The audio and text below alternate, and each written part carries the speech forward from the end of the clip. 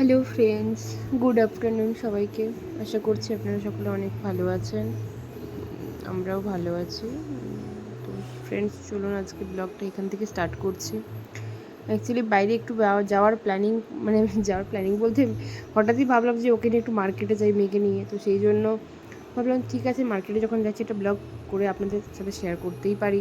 আমাদের এই আশপাশটা এখানে আমাদের কীরকম আপনাদের সাথে শেয়ার করাটা করলে ভালো, আমারও ভালো লাগবে, আপনাদেরও ভালো লাগবে কিনা সেটা বলতে পারবো না, বাট ব্লগটা দেখবেন, অবশ্যই ভালো লাগবে।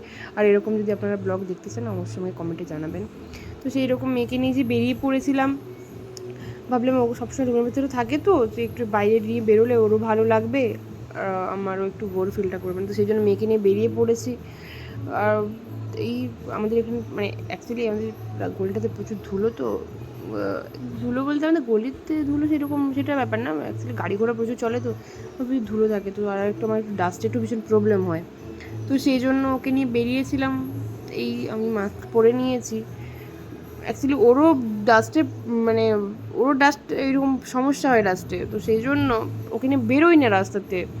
এখন ওই বেরোনো বন্ধ করে দিয়েছি, কারণ ওরও ডাস্টের জন্য প্রবলেম হয়। তো সেই জন্য আমি ভাবলাম থাক, ওকে নিয়ে বেরোবো না। তো ঠিক আছে, যাই হোক, ওকে আজকে নিয়ে একটু বেরোলাম। বেরোনোর সময় ভেবেছিলাম একটু আমাদের পাশেই একটা মন্দির রয়েছে, লক্ষ্মীনারায়ণ মন্দির, তো ওখানেই ওকে নিয়ে যাব। ওকে আমি যখনই নিয়ে ওকে বেরোই ঘুরতে, তো ওকে এখানেই নিয়ে আসি মন্দিরে। এখানে নিয়ে এলে ও একটু মন্দিরে ঠাকুর প্রণামও হয়ে যাবে, প্লাস ওখানে একটু ভেতরে জায়গাও রয়েছে, ও একটু ঘুরবে, মন্দিরে একটু ঘুরবে, তারপরে নিয়ে চলে যাব।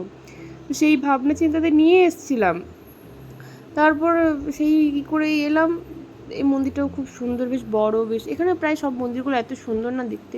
শুধু এখানে না, সব জায়গাতেই ঠাকুর মন্দির খুব সুন্দর দেখতে হয়। তো সেইভাবে নিয়ে এসেছিলাম মন্দির।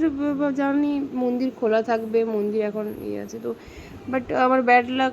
তো আমি আমার খেয়াল ছিল না যে মন্দির 4টের পর খোলে, তো সেই জন্য আমি বন্ধ ছিল, দরজাতে ব্যাক করে গেলাম। অ্যাকচুয়ালি এখানকার প্রায় সব মন্দিরগুলো এরকম দুপুরে 1টা পর্যন্ত খোলা থাকে, তারপর বন্ধ হয়ে যায়। দেন ওই বিকেলে 4টের পরে খোলে, ওই আবার রাত্রি 8টার সময় বন্ধ হয়ে যায়। অ্যাকচুয়ালি জানতাম, বাট মানে খেয়াল ছিল না, অত দেখিনি ঘড়িটা। তো সেই জন্য ওকে নিয়ে যে বেরিয়েছিলাম, তারপর ওই ভাবলাম ঠিক আছে, আর মন্দির যখন খোলা নেই, তো চলো ব্যাক করি। আর বাইরে বেশি প্রচুর ধুলো, তো ওকে নিয়ে চলে যাই।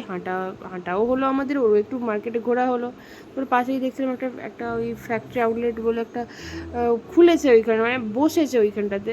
অ্যাকচুয়ালি ওই সস্তাতে ড্রেস ফ্রেস বিক্রি হয়, অনেক কম প্রাইসে মানে বিক্রি করে, 100-200 এরকম সস্তাতে সব রকম সবার ড্রেস থাকে। তো ভেবেছিলাম ওকে নিয়ে যাবো, বাট তারপরে ভাবলাম যে না না, ওকে নিয়ে যাওয়া যাবে না, কারণ ও যদি যায়, এই যে বেল্টের মধ্যে আছে খুব ভালো, ও যদি জিনিসপত্র কিছু দেখতে পায়, সেই ঘাটাঘাটি শুরু করে দেবে, প্রচুর দুষ্টুমি করবে, আর আমার একার পক্ষে সামলানোটা একদম সম্ভব না। তো সেই জন্য আমি ওকে নিয়ে সেরকমভাবে এখন বেরোই না, অনেকটাই বেরোনো কমিয়ে দিয়েছি, বেরোই না। তারপরে এই যে ভাবলাম থাক, দরকার নেই, পরে তখন আসবো, স্যাটারডে সানডে করে একবার আসবো ওকে নিয়ে।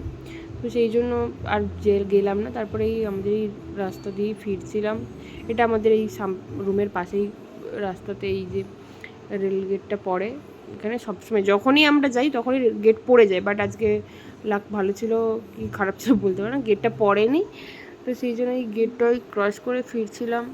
আমাদের এই এখানে আশেপাশে সব দোকানই পাওয়া যায়। আগে খুব বেরোতাম, মানে ভীষণই বেরোতাম মার্কেটে, বাজার ফাজার করতে হোক, ঘুরতে বেরোতাম। হয়ে যাওয়ার পর তারপর আর বেরোই না, কারণ বাচ্চাকে নিয়ে এত ধুলোতে আর বেরোনো হয় না।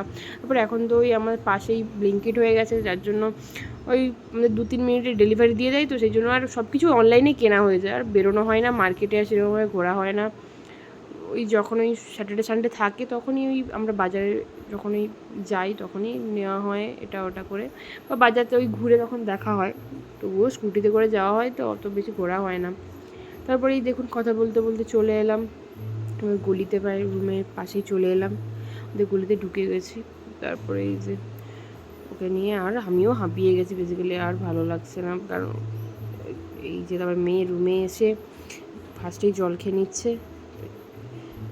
ও জলটা খুব খেতে পছন্দ করে। তো ফ্রেন্ডস, ঠিক আছে, আপনারা সবাই ভালো থাকবেন।